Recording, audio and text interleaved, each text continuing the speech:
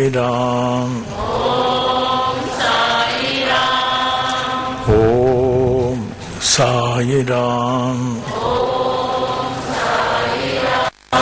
ओम साई राम। ओम साई राम।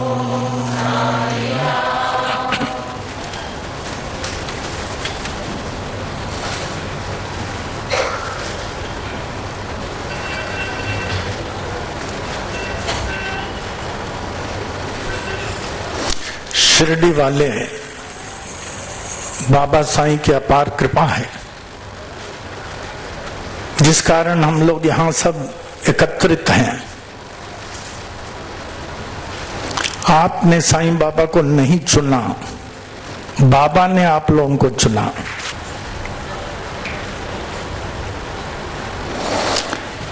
आदरणीय प्रेमियों, आप लोगों को आश्चर्य होगा, हमने शिरडी साईं बाबा को नहीं चुना। हमने शिरडी साईं बाबा को नहीं चुना।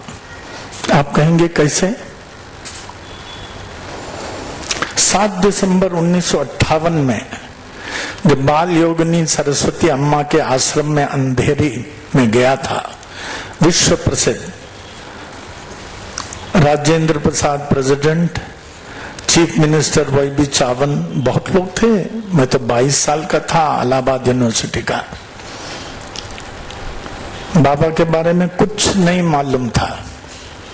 हमको रेलवे डायरेक्टर सेंट्रल रेलवे के श्रीनिवासन लेकर गए माता जी के पास वर्सोवा आश्रम में। बहुत सिंपल। एक आदमी पहुंचा हुआ या नहीं पहचाने, उसमें सादगी होगी। He will be simple, humble, natural, unassuming. वही देखा। सफेद साड़ी, सफेद ब्लाउज, पांव में कुछ नहीं, छोटा सा लकड़ी के पीटम में, मुंह से विभूति गिरते थे। हजारों की संख्या में क्यों में था। कोई वीआईपी नहीं होता। जिस साधु के सम्मुख कोई वीआईपी है, मने वो असली साधु नहीं है। जो साधु लेता है वो असली साधु नहीं होता है। संत साधु जनसंख्या को देने के लिए आते हैं। शायद आप लोगों को नहीं मालूम होगा, मैं तो विश्व के बहुत सारे देशों में गया, लेकिन देने के लिए गया। जिस देश में गया, अमेरिका हो, यूके हो, ऑस्ट्रेलिया हो, जहां 121 बाबा की मूर्ति स्थापना किया, लोगों ने कहा बाबा आके दे के गए। एक भी नहीं बोलेगा कि बाबा लेने के लिए आए। तो माता जी के सम्मुख खड़ा था हमारे पिताजी, जो हमारे गुरुदेव हैं, स्वामी करुणानंद जी, जिनके बहुत सारे किताबें हैं। उन्होंने कहा बेटा, संत के पास जाना 2 चीज ख्याल करना, 3 चीज। पहला चीज, उनके चरणों को ही देखना, उनके दिव्य मुख को नहीं देखना। दूसरा, उनसे मांगना नहीं बेटा, बिल्कुल कुछ नहीं मांगना। तीसरा, उन्होंने कुछ पूछा, यूं हाँ या ना, बस इस चीज को पकड़ के जाओ। हम गए, माता जी ने कहा बेटा मांगो, क्या चाहते हो। अभी मुंह तो नहीं देख रहा था, लेकिन विभूति धर धर गिर रहा था। यूं बोले क्या चाहते हो। पिताजी ने कहा था यूं मांगो। जब तक आप मांग रहे हैं तब तक आप बाबा के कच्चे भक्त हैं, असली भक्त नहीं है। असली भक्त वो समर्पित है, मांगेगा नहीं, कहेगा बाबा दाई विल बी डन। चुपचाप था यूं। तीसरा उनका, पहली बात चरणों को देखना, मांगना नहीं। बोला हाथ खोलो।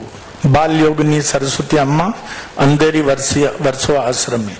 हाथ खोलो तो मांगने के बराबर। गुरुदेव का आज्ञा था, यूं रखा था। बोले खोलो। उस आवेश की आवाज में इतनी शक्ति थी, खोल लिया। 22 साल तक न कोई चमत्कार देखा, न चमत्कारी आदमी को मानता था। लेकिन घर में हमारे पिताजी 3-3 घंटा पूजा करते थे। कर्म योगी, ज्ञान योगी, राजयोगी बड़े थे, हम लोगों को बैठाते थे 3-3 घंटा। हाथ खोलो तो हाथ हिल रहा था, खोला क्योंकि आवेश की अवस्था थी। हाथ में कुछ गिरा, बंद करके बहुत रोया।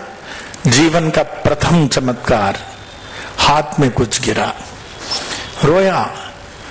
तो माता जी ने कहा राव, कृष्णा जी राव को, उनके सेक्रेटरी, इनको लेके जाओ, रोना बंद हो तो लेके आओ। जब रोना बंद हुआ आए, बोले हाथ खोलो। हाथ खोला, एक चमकती हुई मूर्ति। न साईं बाबा को जानता था, न साईं के मूर्ति को, न फोटो को, कुछ नहीं जानता था। माता जी हंसने लगी, देखो तुमने कुछ नहीं मांगा इसलिए साईं बाबा तुम्हारे पास आ गए। हमने कहा ये साईं बाबा है किधर? हम सोचे कोई कॉलोनी में होंगे, फ्लैट में होंगे, किधर भी होंगे। बोले कृष्णा जी राव इनको समझाओ। लेके गए, उन्होंने कुछ दिया, इसको पढ़ो। 1918 में इसकी समाधि हो गई।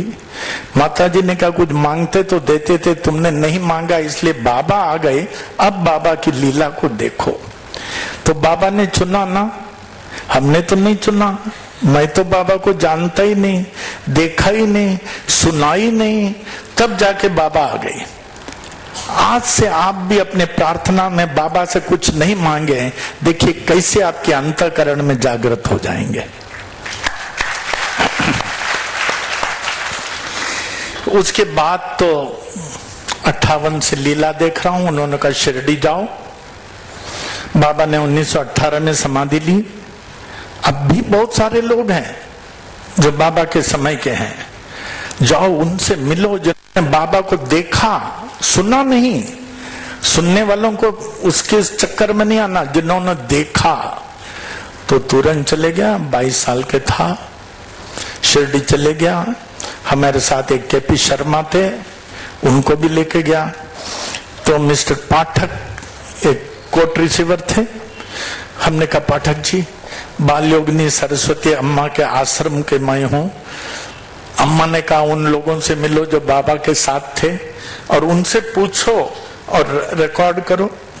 पूछा तो प्रथम उनमें से लक्ष्मीबाई तुकाराम शिंदे, छोटा सा झोपड़ा था, झोपड़े के अंदर मैं गया वहां।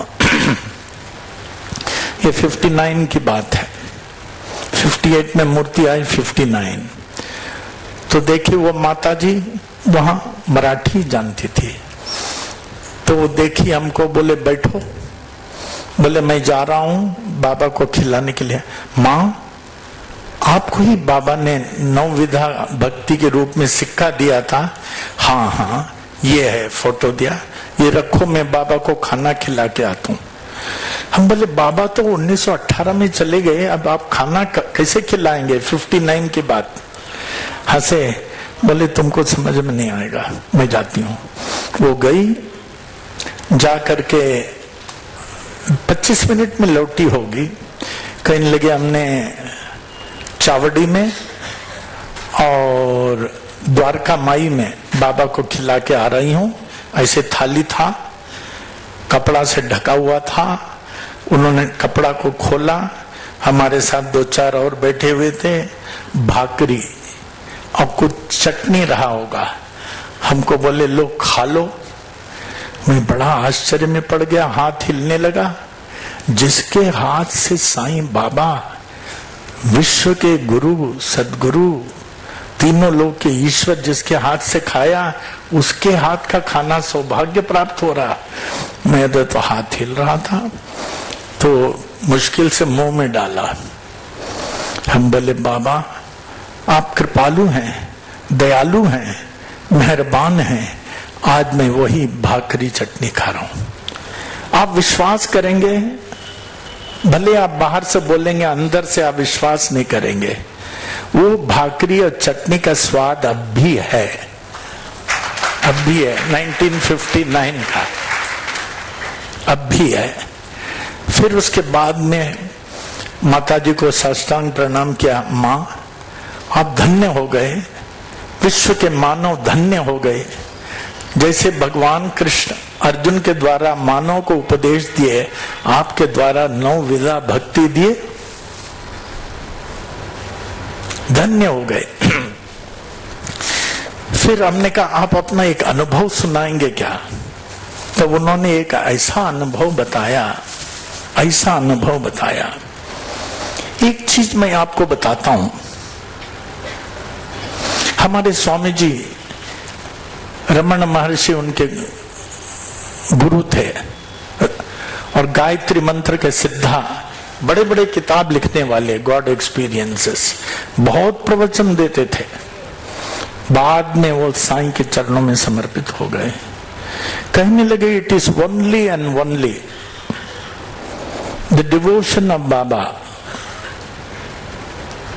It is only and only devotion of Baba. एक बाबा और बाबा की भक्ति ही फलदायक है, result oriented, it is result oriented. आप लाखों भगवान की पूजा करें, करोड़ों, भक्ति प्राप्त करेंगे, ज्ञान प्राप्त करेंगे, मन की शांति मिलेगा आपको, रात को नींद आएगा, स्वास्थ्य बनेगा, सब कुछ। लेकिन जब आप समस्या में पड़ जाएंगे, मैं दोहराता हूं, कोई भी व्यक्ति नहीं है आज जो समस्या से परे, जो कहे हमारा कोई समस्या नहीं है। आप गांठ बांध लेना, जब आप समस्या में पड़ जाएंगे, जब आप समस्या में पड़ जाएंगे, एक शिरडी वाले साईं बाबा के सिवाय कोई आपकी समस्या को हल नहीं करेगा, कोई हल नहीं कर सकता। आज कितने लोग साईं बाबा को मानते हैं? ये लोग पहले मानते थे? नहीं मानते थे। मैं तो साईं बाबा को जानता भी नहीं, देखा भी नहीं, कैसे प्रकट हो गए? उसी तरह अभी कुछ दिन की बात है। एक बच्ची आई थी पनवेल में, उनकी माँ बहुत चिंतित थी कि रात भर हम लोग इनके सिर को दबाते हैं, मालूम नहीं क्या हो गया, इतना दर्द है, बहुत समय से दर्द है, बहुत समय से दर्द है।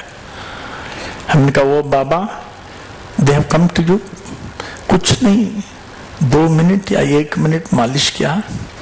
फिर उसके बाद उनकी माँ को बोला, माँ मालिश के बाद हमें थोड़ा आराम मिला। हम बोले एक मालिश और भी है।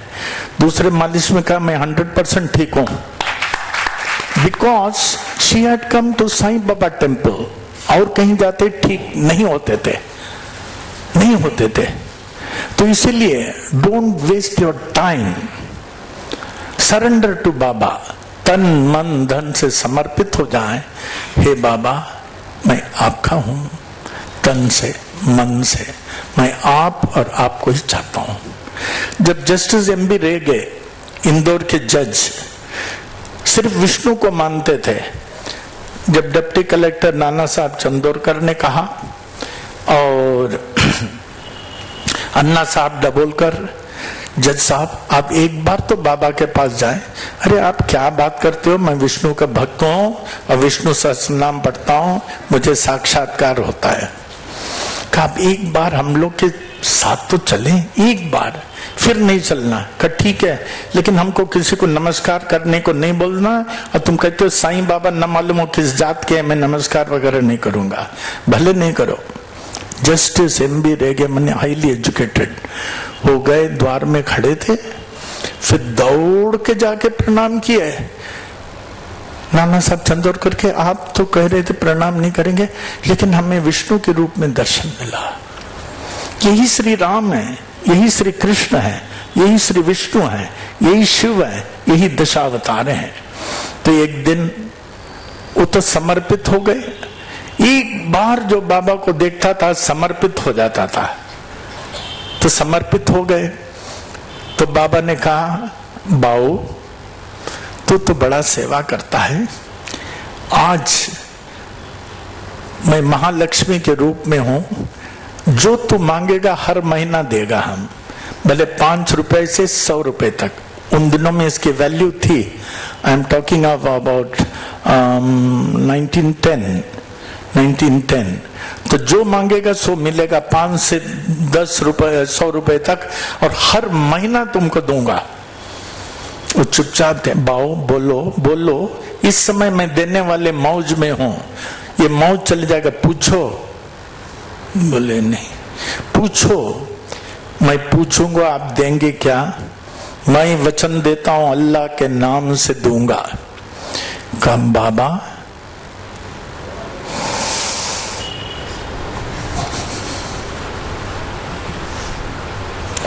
ओम साई राम।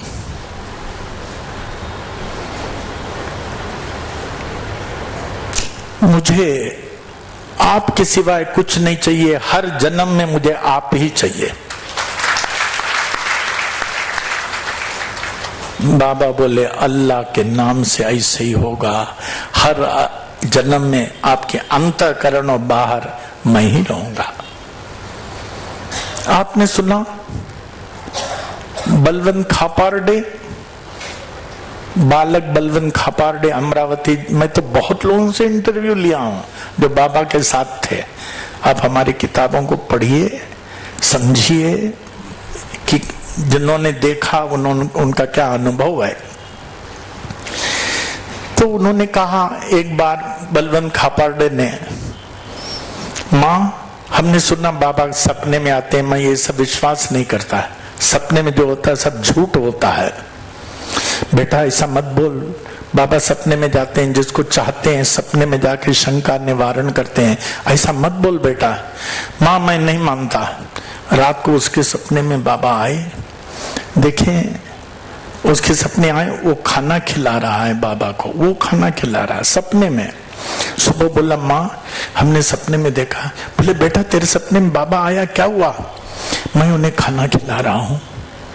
अब तो समझता है ना, अब भी मैं नहीं समझूंगा, वो तो झूठ है, सपना तो सपना ही है। तो कल बोले चल अमरावती से, मैं गया हूं अमरावती, बाबा के पास चल। मिस्टर एंड मिसेस खापारडे लड़के को लेके गए, बालक बलवंत खापारडे को। तो जैसे सीढ़ियों के ऊपर चढ़ा, बाबा बोले बेटा तूने खाना तो खिलाया, दक्षिणा नहीं दिया। क्या बोले? दक्षिणा नहीं दिया। चरणों में गिर गया। बाबा मैं तो बालक हूं, विद्वान हूं, अज्ञान हूं। बोला हाँ मैं बालक हूं, स्टूडेंट हूं, शिष्य हूं, मुझे क्षमा करना। आज से मानूंगा कि आप सपने में आते हैं, कृपया आप सपने में आया करना। फिर बाद में एक दिन उसी को हैजा हो गया। बहुत लोगों को 1910 से 1911 में बहुत लोगों को हैजा हुआ शिरडी में। हैजा फैलने लगा बहुत जास्ती। कितने लोग शिरडी को छोड़ के चले गए। गोपाल राव भुट्टी को हैजा हुआ, भगत मालसापति को हैजा हुआ, नंदू मारवाड़ी को हैजा हुआ, बालक बलवंत खापारडे को जब हैजा हुआ तो ये लोग डॉक्टर के पास नहीं जाते थे, बाबा के पास जाते थे। भले इनके घर के आजू बाजू में डॉक्टर हों, लेकिन बाबा के पास ही जाते थे, क्योंकि उनके मालूम था बाबा के पास जाना निश्चित क्यों है। कब बाबा आपका बेटा बलवंत को हैजा हो गया है, 4 गांठ लगी है हैजा की, हम लोग बहुत फिक्र है, समझ में नहीं आता क्या करें। हम लोग उसको ऐसे छोड़ के आ गए हैं छोड़ के आ गए हैं। साईं बाबा ध्यान में चले गए। क्षण भर में बोले जाओ, वो हैजा से मुक्त हो गया है। और पीछे अपना कफनी उठा के दिखाए, देखो 4 गांठ है। बोले हाँ, अब तुम गांठ नहीं पाओगे। अमरावती जाके देखे, वो बाहर खड़ा है, एकदम ठीक है, स्वस्थ है। कितने लोगों को बीमारी ले लेते थे, कितने लोगों को। नंदूराम मारवाड़ी जिसके भिक्षाटन में बाबा जाया करते थे, देखा 1911 में हैजा उसको भी हो गया, जबरदस्त बुखार भी। तो सामान उमान बांधा, कब भी मैं भी शिरडी से जाऊंगा। लेकिन बाबा उनको बहुत चाहते थे, बहुत तो बहुत चाहते थे।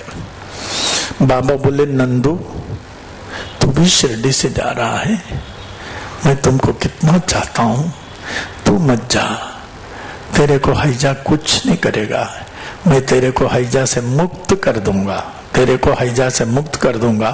और निश्चित रहे तो मेरे पहले तू नहीं मरेगा। बाबा आप कहते हो तो मैं नहीं जाऊंगा। फिर रह गया, फिर हैजा निकल गया, ठीक हो गया, वहीं रहने लगा। बाबा 1918 में शरीर छोड़े, नंदूराम मारवाड़ी 1940 में उन्होंने शरीर छोड़ा। इस तरह गोपाल राव बूटी। आज इतने अनुभव आपको बोल सकते हैं, लेकिन समय कहाँ, बहुत अनुभव।